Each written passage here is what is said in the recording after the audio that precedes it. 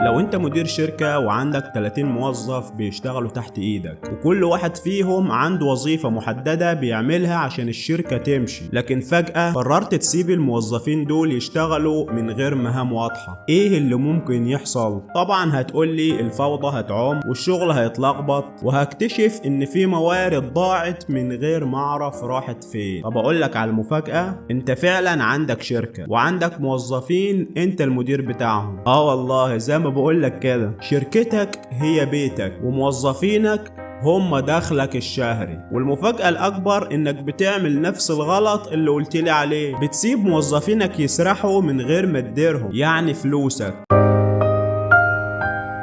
أهلا بكم في حلقة جديدة من حلقات فلوسك تحت السيطرة. مرة كنت قاعد مع صديق ليا بيشتكي إن مرتبه بيطير قبل نص الشهر. قلت له تعالى نعمل تجربة بسيطة، وريني المرتب بتاعك على الورق. فجاب ورقة وقلم وكتب رقم المرتب. قلت له حلو، ده عدد الموظفين اللي عندك في الشركة. ابتسم وقال لي ازاي يعني؟ قلت له كل جنيه من دخلك زي الموظف اللي في الشركة، لو ما عينتوش في وظيفة محددة هيقعد على القهوة يصرف وقتك وفلوسك على اي حاجة تيجي في دماغه. لقيته هز دماغه وسرح شوية وقال لي ايوه يعني اعمل ايه؟ قلت له مش انا اللي هعمل، انت اللي هتعمل. وبالفعل بدأنا نكتب قائمة بتقسيم المرتب، وبدأ هو يكتب بنفسه إيجار، أكل، مواصلات، فواتير، ادخار، ترفيه، وخصصنا لكل بند عدد الموظفين اللي هيشتغلوا فيه. لقيته سرح مرة تانية وقال لي أول مرة في حياتي أحس إن الفلوس بقى ليها خطة واضحة. وبعدين فكر شوية وقال لي أنا عرفت أنا هعمل إيه بالظبط. بعد شهر اتصل بيا بيضحك وبيقول لي أول مرة المرتب يكمل معايا لآخر الشهر، لا وإيه كمان لسه في جيبي زيادة. ألف شكر يا صاحبي إنك فتحت عيني على حاجات ما كنتش شايفها. قلت له أنا ما عملتش حاجة غير إني وجهتك التوجيه الصح وخليتك تحط ايدك على المشكلة، وانت اللي طورت الفكرة وحليت مشكلتك بنفسك. انت برضو تقدر تحل مشكلتك بنفسك. الهدية اللي عايز اديها لك النهاردة بسيطة، لكن تأثيرها على حياتك المادية كبير قوي. كل جنيه لازم يبقى ليه وظيفة، ما ينفعش تسيبه يشتغل بدماغه. مفيش حاجة اسمها فلوس سايبة او بلا تخطيط. كل جنيه لازم تحدد دوره قبل ما يلمس جيبك. مرة واحدة هتكتشف انك مسكت زمام امور حياتك المادية بدل ما الفلوس هي اللي بتسوقك. احفظ القاعدة دي كويس قوي وابدأ طبقها من النهاردة. كل جنيه موظف عندك لو ما شغلتوش هيضيع وقتك وفلوسك. جربها الشهر ده وابقى احكي لي النتيجة. في الحلقة الجاية هعرفك على اول موظف لازم تديله المرتب قبل اي حد، حتى قبل الايجار والاكل. استنونا في الحلقة الجاية، موضوع جديد ومفاجآت جديدة. هنتعلم حاجات اكتر في حياتنا المادية عشان نكون دايما في امان وتبقى دايما